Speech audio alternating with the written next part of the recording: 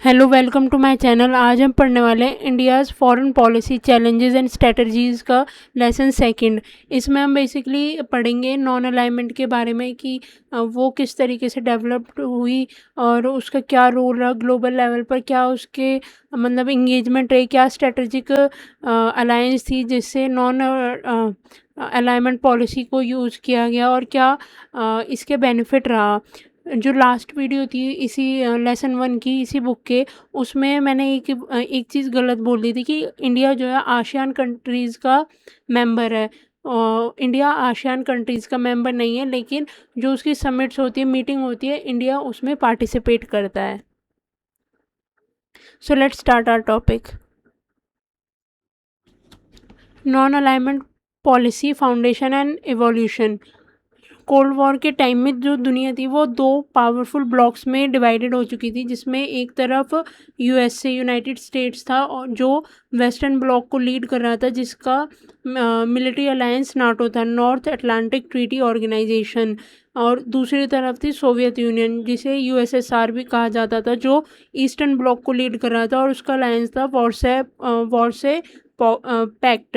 इस सिचुएशन को polarised world order या बाइपोलर वर्ल्ड कहा जाता है, क्योंकि पूरी दुनिया जो थी वो दो अपोजिंग कैंप्स में डिवाइड हो चुकी थी और दोनों सुपर पावर के बीच पॉलिटिकल, मिलिट्री और आइडियोलॉजिकल कंपटीशन जो था वो काफ़ी ज़्यादा बढ़ गया था। इसी वजह से इस टाइम पीरियड को कोल्ड वॉर एरा भी कहा जाता है।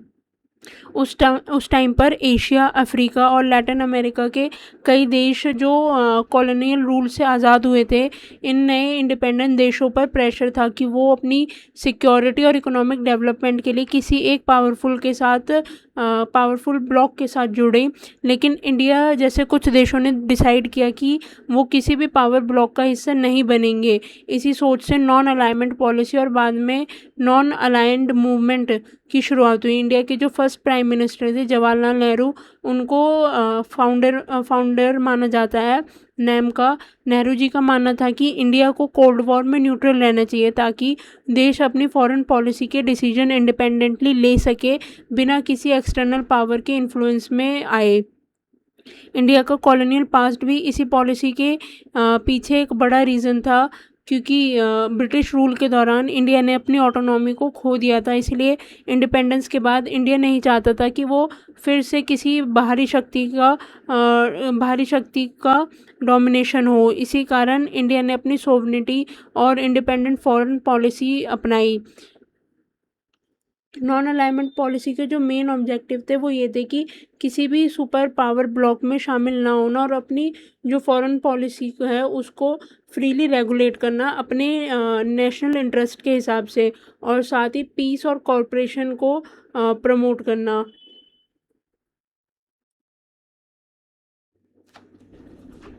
नॉन अलाइनमेंट की जो नींव थी वो 1955 में इंडोनेशिया के बाडोंग कॉन्फ्रेंस में रखी गई थी, जिसमें इस कॉन्फ्रेंस में ग्लोबल साउथ के 29 कंट्रीज़ ने पार्टिसिपेट किया था। इन देशों ने आपसी कॉरपोरेशन, इकोनॉमिक डेवलपमेंट और कॉलोनियम तथा न्यू कॉलोनिज्म का विरोध किया था। यानी ये देश नहीं चाहते थे कि कोई भी बड़ी शक्ति उन पर कंट्रोल करे, कोई भी जो बड़े ब्लॉक है वो उनके अंडर काम करना नहीं चाहते थे, ये 29 कंट्रीज जो थी।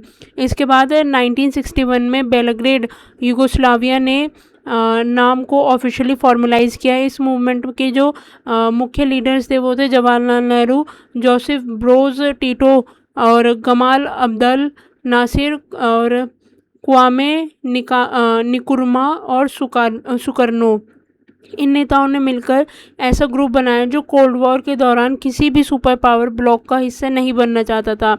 नैम के कुछ इसमें मुख्य एक तरीके से प्रिंसिपल्स थे जो थे नॉन इंटरफेरेंस, यानी कि कोई दूसरा देश किसी भी देश के इंटरनल मैटर्स में इन्वॉल्व नहीं होगा और सभी देश शांति और सहयोग को बढ़ावा देंगे और हर देश की जो इंडिपेंडेंट अथॉरिटी है उसकी रिस्पेक्ट की जाएगी by NAM nations. Analysis of achievement, limitation, non alignment. NAM ने न्यूली इंडिपेंडेंट कंट्रीज़ को एक्सटर्नल प्रेशर से बचाने में मदद की। कोल्ड वॉर के टाइम में यूएसए और सोवियत यूनियन दोनों देशों पर दबाव डालते थे कि वो उनके ग्रुप में आए, मतलब दोनों जो थे, दोनों कंट्रीज़ जो थी, दोनों ब्लॉक्स जो थे, वो इन 29 कंट्रीज़ पर दबाव डालते थे कि वो उनके ग्रुप में शामिल हो। लेकिन जो नॉन अलाइनमेंट मूवमेंट थी, उन्होंने डेवलपिंग नेशन को अपनी इंडिपेंडेंट फॉरेन पॉलिसी रखने की फ्रीडम दी और इससे ये देश जो थे वो इंटरनेशनल रिलेशन में अपनी अलग पहचान और पोजीशन रख सके। नैम डेवलपिंग कंट्रीज़ की समस्याओं पर चर्चा करता था और एक इम्पॉर्टेंट प्लेटफॉर्म बना डेवलपिंग कंट्रीज़ के लिए, जो कि रिसेंटली इंडिपेंडेंट हुई थी। इस मूवमेंट ने ग्लोबल इनइक्वालिटीज़ यानी अमीर और गरीब देशों के बीच की जो भी इनइक्वालिटीज़ थी उनको हाईलाइट किया। नैम ने न्यूक्लियर डिसआर्मेंट यानी कि परमाणु हथियारों को कम करने और सुपर पावर के बीच टेंशन घटाने की भी मांग की ताकि वर्ल्ड पीस बना रहे। इसके अलावा नैम नेशन ने कॉलोनियल एम्पायर्स को ख़त्म करने और अफ्रीका तथा एशिया के जो लिबरेशन मूवमेंट्स थी उनको सपोर्ट करने में काफ़ी इम्पोर्टेंट रोल प्ले किया। जो इसका मतलब ये था कि जो देश कॉलोनियल रूल से आज़ादी के लिए संघर्ष कर रहे हैं, नैम ने उनका जो नैम में मेंबर्स थे कंट्रीज़, उन्होंने उनका सपोर्ट किया। नैम ने साउथ कॉरपोरेशन को भी बढ़ावा दिया। इसका मतलब डेवलपिंग कंट्रीज़ के बीच कॉरपोरेशन बढ़ाया जाए। इसी सोच के आधार पर बाद में ग्रुप ऑफ 77 यानी कि G77 बना, जिसका जो मोटिव था वो ये था कि इकोनॉमिक इनइक्वालिटीज़ को कम किया जा सके। लेकिन नैम नेशंस की कुछ लिमिटेशन भी थी। इसके जो सदस्य देश थे उनके पॉलिटिकल और इकोनॉमिक इंटरेस्ट जो थे वो एक दूसरे से काफ़ी अलग अलग थे। इसलिए मूवमेंट में जो नैम मूवमेंट थी इसमें यूनिटी को बरकरार रखना पॉसिबल नहीं हो पाया। कई बार जो मेंबर्स थे उनके बीच में डिफरेंसेस होने के कारण ये ऑर्गेनाइजेशन कमज़ोर दिखाई दी। इसकी दूसरी बड़ी लिमिटेशन ये थी कि कई नैम कंट्रीज़ इकोनॉमिकली डेवलप्ड नहीं थी और वो वेस्टर्न या ईस्टर्न ब्लॉक पर डिपेंडेंट थी, इसलिए वो पूरी तरह इंडिपेंडेंट डिसीजन नहीं ले पा रही थी। कुछ कंट्रीज़ इनडायरेक्टली किसी न किसी सुपर पावर के इन्फ्लुएंस में रहती थी, जिससे नैम की जो न्यूट्रलिटी थी वो कमज़ोर होने लगी।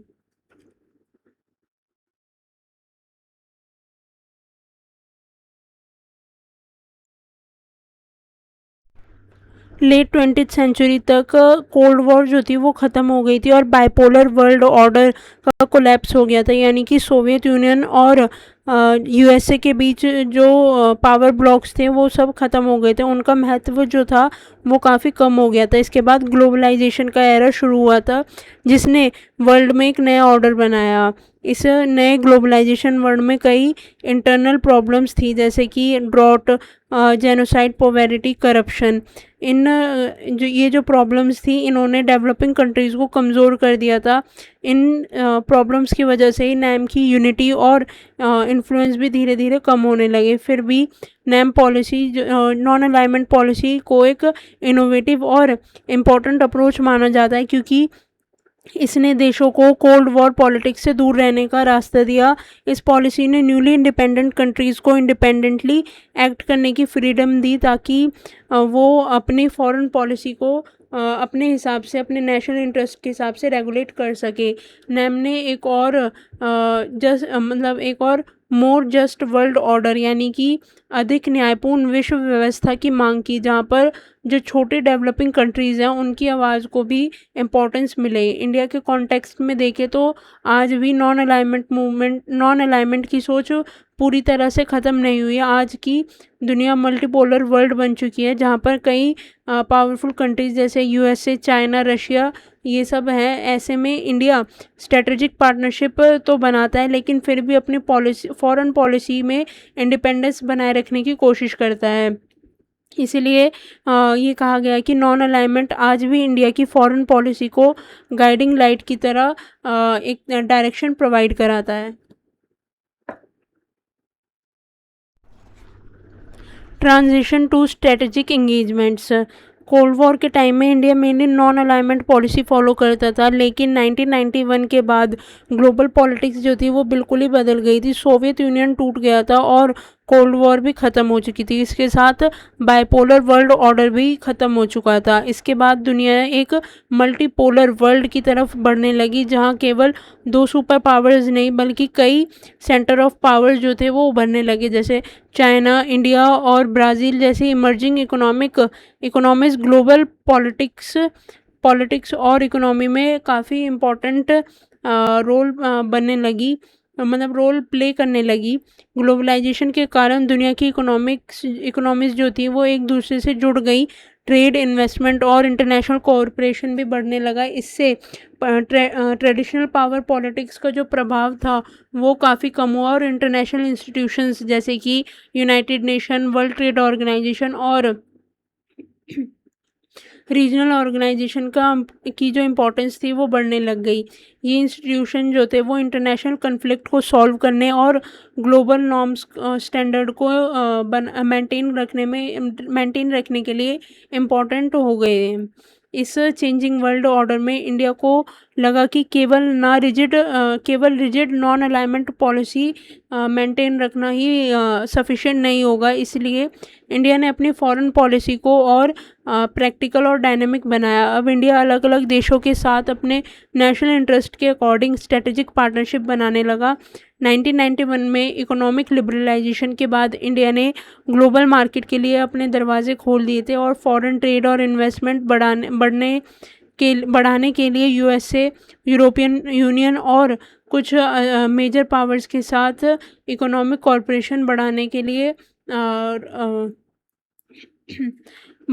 लिए रोल मतलब उनके इंटरेस्ट दिखाया। इसीलिए इंडिया की फॉरेन पॉलिसी जो थी वो धीरे धीरे स्ट्रिक्टली न्यूट्रल से स्ट्रेटेजिक इंगेजमेंट और कोऑपरेशन की तरफ शिफ्ट हुई। लेकिन इसका मतलब ये नहीं कि इंडिया ने अपनी इंडिपेंडेंस छोड़ दी। इंडिया आज भी अपने फॉरेन पॉलिसी डिसीजन को अपने नेशनल इंटरेस्ट के अकॉर्डिंग लेने की कोशिश करता है, जिससे कि इंडिया की जो ग्रोथ है वो सस्टेन तरीके से हो सके। Role in global governance and multilateralism. पिछले कुछ टाइम में इंडिया की जो इंटरनेशनल पोजीशन है वो काफ़ी मजबूत हुई है। इंडिया को एक राइजिंग पावर के रूप में देखा जाता है और ग्लोबल गवर्नेंस में इंडिया का जो रोल है वो काफ़ी इंपॉर्टेंस है। ग्लोबल गवर्नेंस का मतलब है कि दुनिया की बड़ी समस्याओं को मिलकर सॉल्व करना, जैसे कि क्लाइमेट चेंजेस, ट्रेड, सिक्योरिटी और इकोनॉमिक डेवलपमेंट। इंडिया कई मल्टीलेटरल प्लेटफॉर्म्स में एक्टिवली पार्टिसिपेट करता है, जैसे कि ब्रिक्स, क्वेड और G20। इन प्लेटफॉर्म्स के ज़रिए इंडिया अपने नेशनल इंटरेस्ट को प्रमोट करता है और ग्लोबल इश्यूज़ पर अपनी वॉइस रखता है। इससे ये भी दिखता है कि इंडिया फेयर और इक्विटेबल ग्लोबल ऑर्डर बनाना चाहता है, जहाँ पर सभी देशों को बराबरी का महत्व मिले। इंडिया एंड ब्रिक्स में Brazil, Russia, India, China, south Africa जैसी कंट्रीज़ जो हैं वो शामिल है। ये फाउंडिंग कंट्रीज़ हैं। ब्रिक्स में इंडिया की जो पार्टिसिपेशन है वो साउथ साउथ कॉरपोरेशन को प्रमोट करती है, जिसका मतलब है कि डेवलपिंग कंट्रीज़ के बीच कॉरपोरेशन को बढ़ाना, ताकि वो वेस्टर्न डोमिनेटेड फाइनेंशियल सिस्टम पर पूरी तरीके से डिपेंड ना रह सके।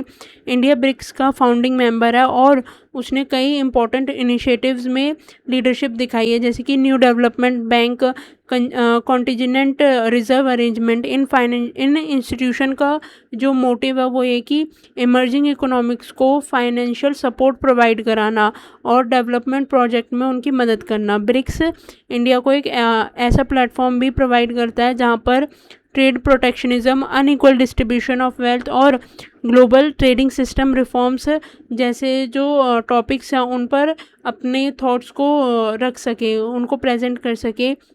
हालांकि इंडिया और चाइना के बीच जो जियोपॉलिटिकल टेंशन है, फिर भी इंडिया ब्रिक्स को एक इम्पॉर्टेंट स्ट्रेटेजिक ग्रुप मानता है। इंडिया का मानना है कि ब्रिक्स जो है वो एक मल्टीपोलर वर्ल्ड ऑर्डर बनने में मदद कर सकता है, जहाँ पर पावर केवल कुछ वेस्टर्न कंट्रीज़ तक ही लिमिटेड ना रहे, बल्कि और मतलब एशिया की कंट्रीज़ में भी डिस्ट्रीब्यूट हो।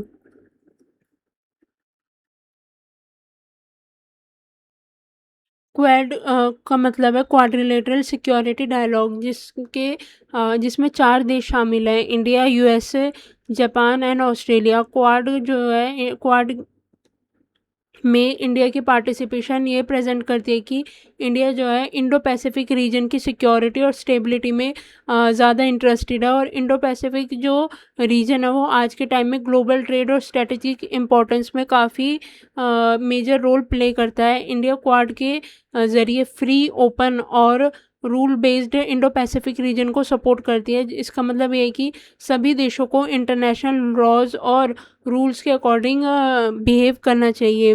क्वाड को कई लोग जो हैं, कई इकोनॉमिस्ट जो हैं वो चाइना के ग्रोइंग इन्फ्लुएंस को बैलेंस करने वाले ग्रुप के रूप में भी देखते हैं। चाइना के अग्रेसिव एक्शंस को काउंटर बैलेंस करने के लिए ही इंडिया क्वाड में इम्पोर्टेंट रोल प्ले करता है ताकि अपने मैरीटाइम इंटरेस्ट और रीजनल सिक्योरिटी को प्रोटेक्ट कर सके।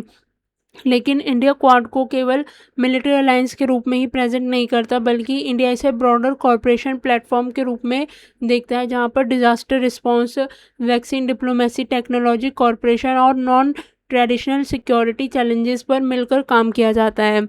इंडिया G20 का भी एक इम्पॉर्टेंट मेंबर है।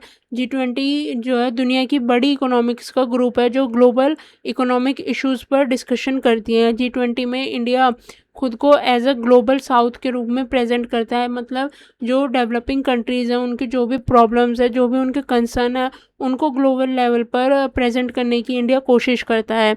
इंडिया G20 के through fair international financial system, better trade system, डेब्ट सस्टेनेबिलिटी, ग्लोबल इकोनॉमिक रिकवरी और डिजिटल इंक्लूजन जैसे जो टॉपिक्स हैं उन पर काम करता है।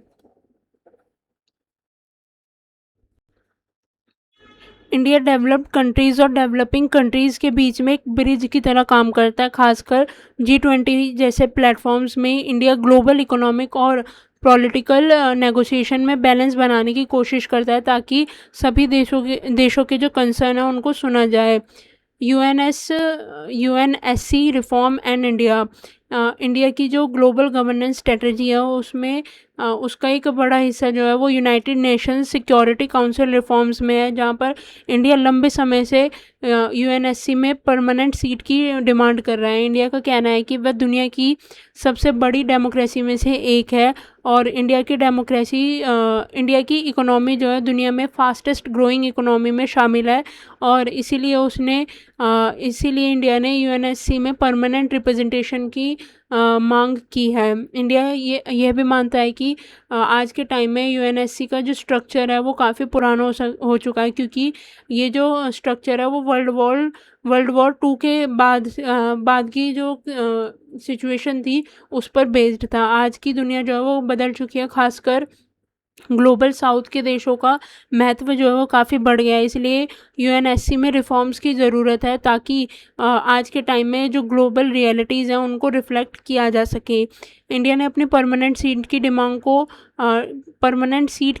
को मजबूत करने के लिए कई रेजिडेंशियल प्रेजेंट किए, जैसे यूएन पीस कीपिंग मिशन में एक्टिव पार्टिसिपेट करना, मल्टीलेटरल कमिटमेंट्स और रिस्पॉन्सिबल न्यूक्लियर पावर की इमेज में इंडिया ने यूएन पीस कीपिंग ऑपरेशन में सैनिक भेजकर जो थे ग्लोबल पीस को बनाए रखने में भी योगदान दिया है। लेकिन इंडिया के लिए यूएनएससी में परमानेंट सीट हासिल करना बहुत मुश्किल हो चुका है, क्योंकि ये लंबे समय से एक काफ़ी ज़्यादा चैलेंजिंग स्ट्रगल बना हुआ है, क्योंकि जो एग्जिस्टिंग पावरफुल कंट्रीज़ हैं वो रिफॉर्म को अपोज करती है, उन रिफॉर्म्स को रेसिस्ट करती है और जो यूएन की मेंबर कंट्रीज़ हैं उनके बीच राइवलरीज और डिसएग्रीमेंट में भी इस प्रोसेस को कॉम्प्लिकेटेड बना दिया है आज के टाइम में। और सबसे मेजर रोल जो है वो चाइना का है। जब भी चाइना जो है अपनी वीटो पावर का इस्तेमाल करके इस पर जो भी फैसला है वो नहीं देता, जिसके वजह से ये जो फैसला है वो रद्द हो जाता है हर बार। चाइना नहीं चाहता कि इंडिया भी एक यूएनएससी में परमानेंट मेंबर के तौर पर काम करे। Thanks for watching. अगर आपको वीडियो यूज़फुल लगी हो, आपको जो मैंने समझाया वो समझ में आ रहा हो, तो प्लीज़ कमेंट सेक्शन में ज़रूर बताएं और वीडियो को लाइक करें, शेयर करें एंड चैनल को सब्सक्राइब करें। Thank you.